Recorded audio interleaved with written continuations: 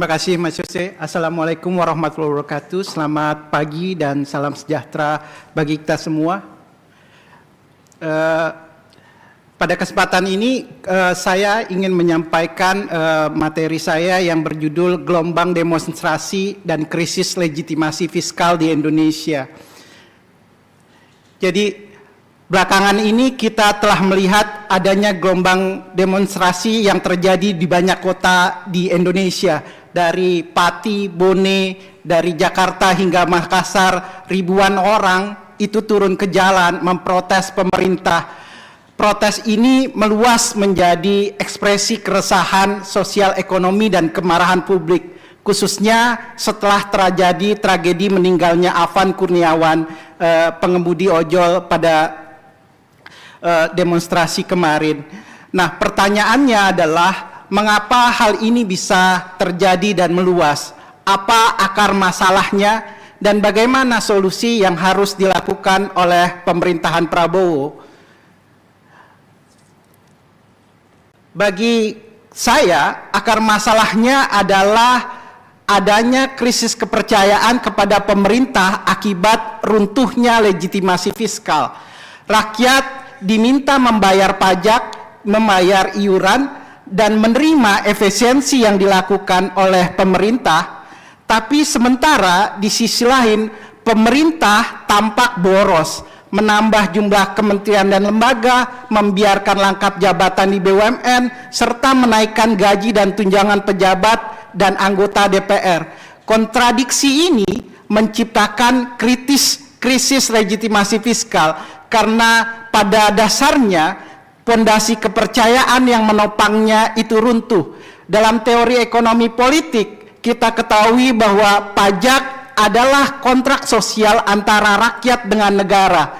Di sini, warga negara akan bersedia membayar pajak ketika mereka yakin bahwa negara akan memberikan timbal balik dalam bentuk pelayanan publik, stabilitas, dan keadilan. Nah, sayangnya rasa keadilan itu hari ini kian memudar karena adanya kontradiksi dari kebijakan yang dilakukan oleh pemerintah. Tapi selain adanya krisis legitimasi, sebenarnya ini juga cerminan ketimpangan dan beban ekonomi yang semakin berat sebagaimana yang Pak Yose tadi sampaikan. Kita memang tumbuh dalam beberapa tahun terakhir cukup stabil di kisaran 5%, tapi distribusinya makin timpang, dan itu bias capital intensive sektor. Karena itu misalnya Gini coefficient kita masih di 0,39 dan itu sangat timpang.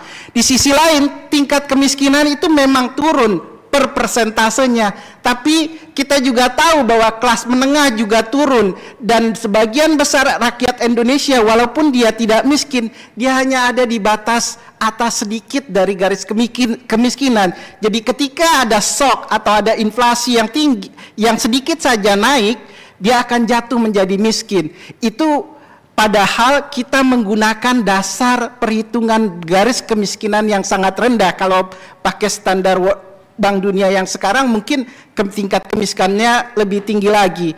Dan yang berikutnya, walaupun memang pada belakangan ini tingkat inflasi umum itu rendah, tapi pada waktu tertentu tingkat volatility food yang inflasi dari volatile food itu sangat tinggi. Misalnya hari ini harga beras itu kisaran 14 sampai 18 ribu. Tengahnya misal 16 ribu, dan itu sangat-sangat membebani masyarakat dan kontradiksi terhadap apa yang disampaikan oleh pemerintah. Misalnya stok di Bulog meningkat, produksi meningkat. Yang berikutnya ada juga permasalahan tingkat pengangguran. Tingkat pengangguran kita secara umum memang rendah, tapi jumlahnya itu naik. Dan kita dengar PHK terjadi di mana-mana. Yang jadi permasalahan di Indonesia sebenarnya bukan sekedar bahwa orang itu bekerja atau tidak bekerja, tapi permasalahannya hari ini pekerjaan yang berkualitas atau menghasilkan penghasilan yang layak itu sangat terbatas. Tingkat informal sektor kita itu hampir 60%. Itu dasarnya kalau menurut Bank BPS. Kalau menurut ILO itu hingga 80%.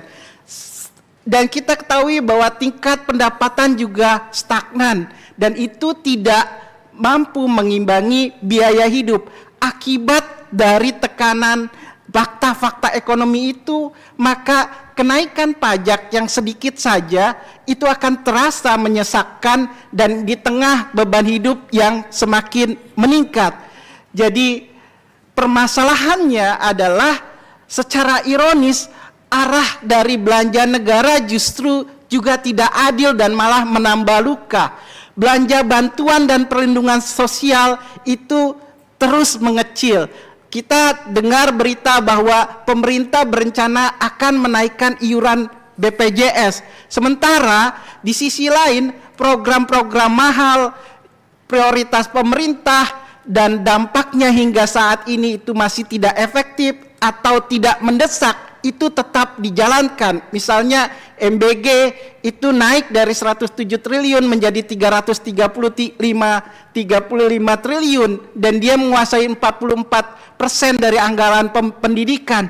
Anggaran belanja untuk pertahanan, keamanan, dan ketertiban itu sangat besar hari ini, menguasai sekitar 565 triliun, dan itu hampir 19% dari belanja pemerintah. Permasalahannya adalah bagaimana anggaran itu dibelanjakan dan pertanggungjawaban serta transparansinya itu masih nggak jelas hingga hari ini.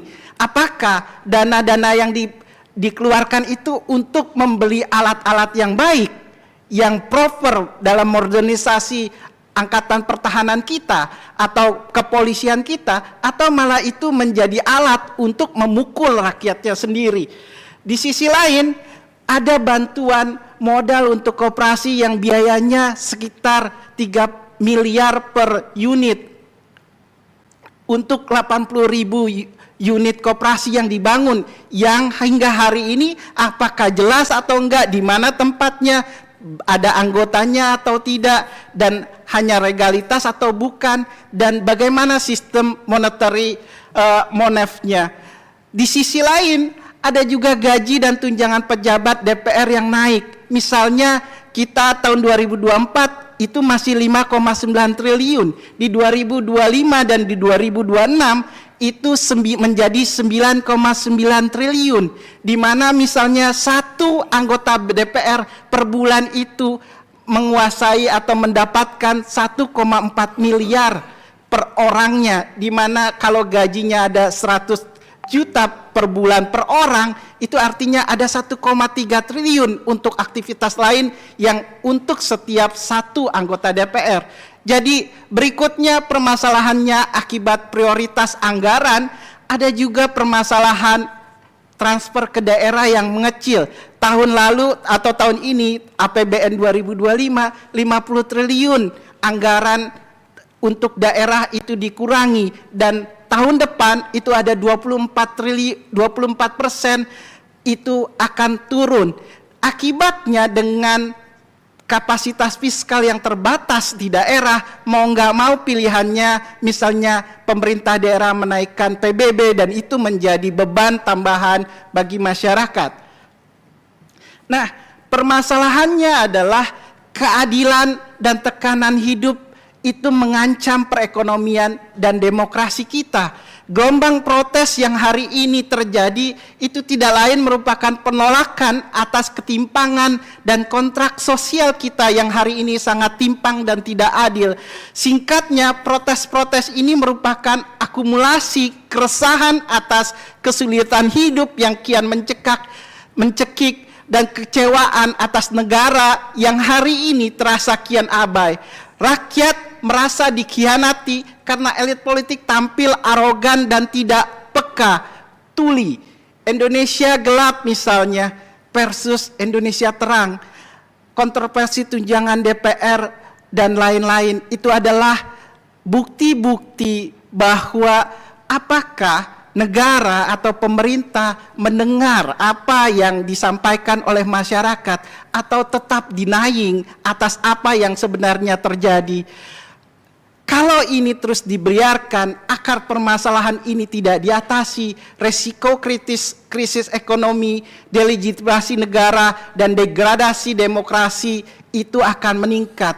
Dan yang ditakutkan, sejarah telah mengajarkan kita di tahun 97-98 bahwa ketimpangan, kesulitan ekonomi, korupsi, dan lemahnya penegakan hukum itu dapat mengakibatkan krisis multidimensional yang parah dan berlangsung lama.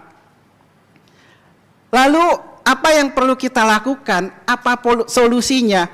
Bagi kami, solusinya adalah tidak sekedar omong atau pidato. Bagi kami, kalau pemerintah tidak bisa mengatasi akar masalah utamanya, krisis ini atau hal-hal yang seperti ini akan terus terjadi dan berulang-ulang.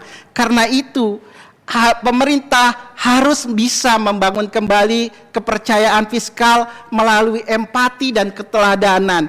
Hentikan pemborosan anggaran, akhiri privilege elit, dan hentikan penyangkalan atas kondisi ekonomi yang saat ini memburuk. Tingkatkan akuntabilitas dan transparansi anggaran serta layanan publik. Teman-teman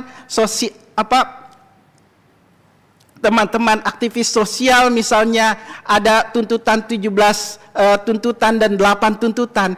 Kami mengamini itu. Sebagian besar tuntutan-tuntutan ini adalah tuntutan yang nyata dan memang perlu dilakukan. Bagi kami, sebagai tambahan dari tuntutan yang disampaikan oleh teman-teman itu, ada tinjauan ulang dan redesign pelaksanaan program prioritas pemerintah agar lebih efisien, efektif, dan berkelanjutan. Yang terakhir, pemerintah harus terbuka terhadap dialog, tidak hanya bersama buruh, tapi juga pelaku usaha dan pengusaha, karena pada dasarnya kita tidak ada pertentangan antara buruh dan pengusaha. Kalau kita hanya mengancam pengusaha misalnya, itu worse untuk semuanya. Terakhir, untuk itu kita harus ada reformasi dan perbaikan iklim usaha, karena semua ini berawal dari kesulitan ekonomi dan beban yang terus meningkat. Demikian, terima kasih atas perhatiannya.